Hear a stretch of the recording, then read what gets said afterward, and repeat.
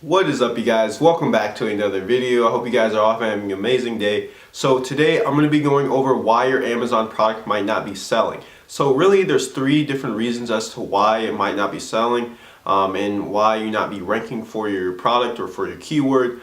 And the number one reason I think is because I feel a lot of people are finding good products, however they either aren't differentiating enough or their listing simply does not stand out as compared to all the different sellers. So another reason also can be as well, your product may be too competitive or may be too saturated. So when you did your product launch, your product wasn't able to make it onto the first page or high enough on the first page to actually make any organic good sales.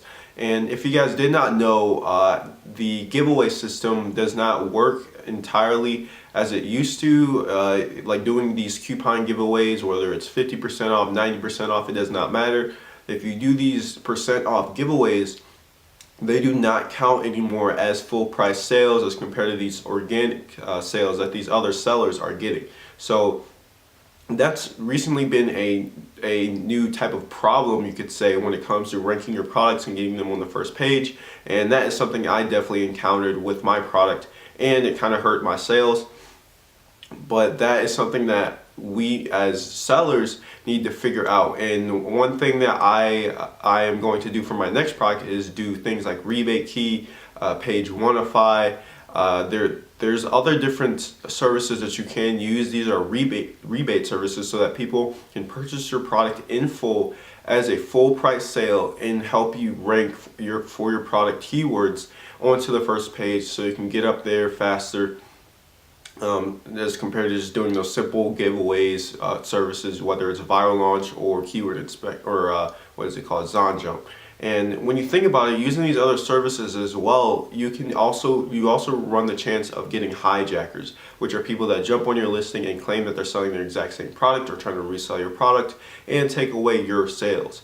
So that leads on to another reason as to why you may have your sales taken away from you, or you're simply just not selling, is hijackers that may be on your listing. Check your listing, whether it's every day or every other day. See if there's hijackers on your listing. You may sell a lot one day and may stay consistent, then all of a sudden you might only get a couple sales a day or no sales. So go on your listing, see if you have a hijacker. If you scroll all the way to the bottom of your listing, you will see a new and then in parentheses how many sellers. If it says one seller, then you're good. If it says two or more, then that means that you have a hijacker on your listing and they may be taking up all your sales.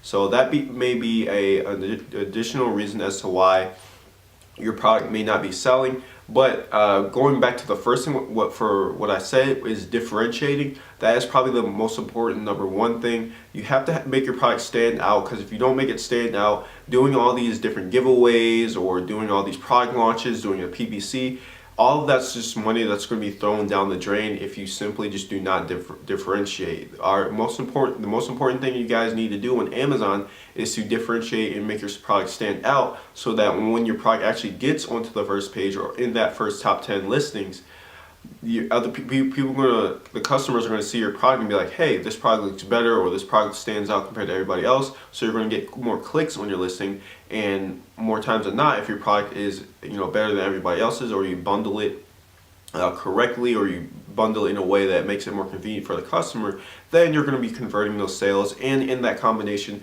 with PPC, you're going to be doing really well. And also that goes on to the third thing is, how are your pictures? How is your listing? How are your bullet points? How are your description? Are they thoroughly typed up? Are they thoroughly optimized? Have you had somebody do your SEO for your listing? Have you let someone do your SEO for your product listing name? You can outsource all those things, guys. Like, if you're a completely new seller, don't run the risk of just doing it yourself and messing it up. Literally have it outsourced, have someone do it for you for anywhere from $50 to $75. You can use Jungle Market, a very, very useful tool, but you can learn how to do that later. You just have to outsource it for now, have other people that have done it for years upon years figure it out for you, and just don't run that risk, guys, because I know product launches can be expensive. I know running PPC can be very expensive, and I understand you guys may be on a budget. So also, I guess you can tag on to a fourth thing, which is PPC. If your PPC is not optimized, like that's fine. Like some products out there, they literally can sell without any PPC because people will have ranked them organically enough to where they're just getting sales upon sales upon sales, so they can just run things like Facebook ads and don't really have to worry about them. So if your product is decently competitive, PPC might be important. You just have to figure out, you have to optimize it. I haven't really made a video on PPC on this channel, but run an automatic campaign for a couple of days, see what keywords work, take out the keywords that don't, and it's kind of as simple as that. And as far as the keywords that actually do work, and you have you basically just have these keywords that will show up and they'll say how many sales you got, the ACoS. You just got to figure out which ones work and then throw those into a manual campaign and just target those keywords, guys.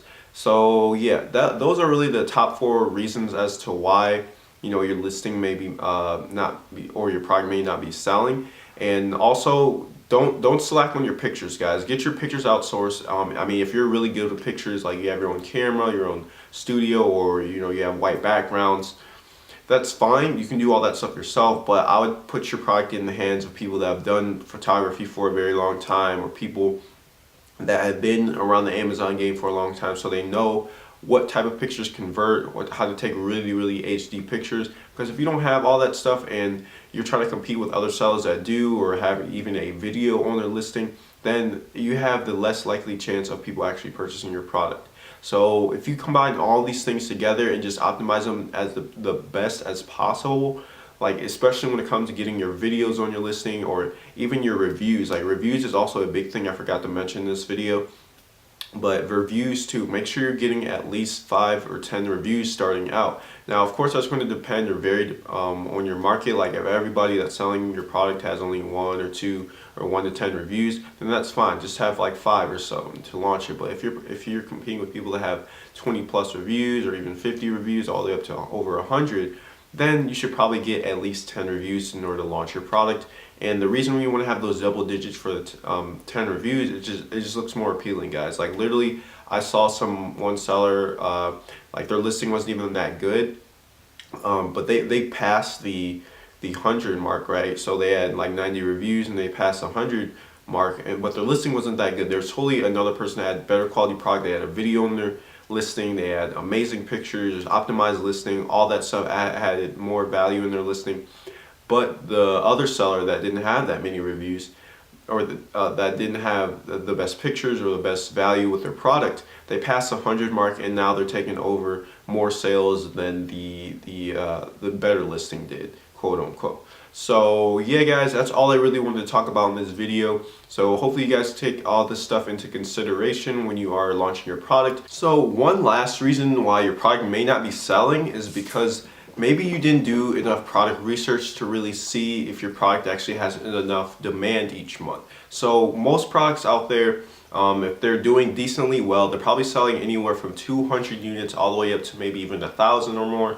But if your product on average is selling anywhere from 150 units to like 250 units a month, and it kind of drops off from there after the first 10 listings, then it might be a little bit harder to sell your product. So you just got to look at that before you actually launch your product, or before you actually get into a product and make that initial big purchase for your Amazon FBA product, because that is something that is very important. And if you don't look into that, if you don't figure that out before you launch your product, you're going to be regretting it down in the future, guys. So that's why product research is probably the #1 most important thing, besides actually differentiating your product. So you guys have got to keep that in mind.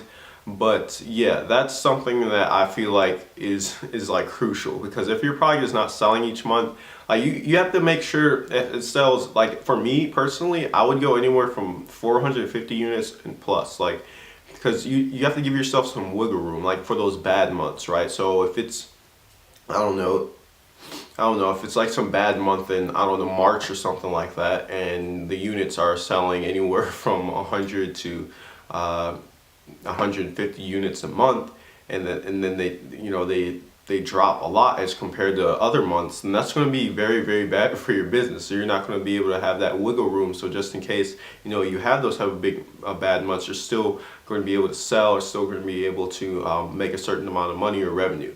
So as compared to, like, if let's say a bad month for a certain product was 400 units a month that person was selling. That's still a lot as compared to like if they were doing 700 or 800 on all the other good months, right?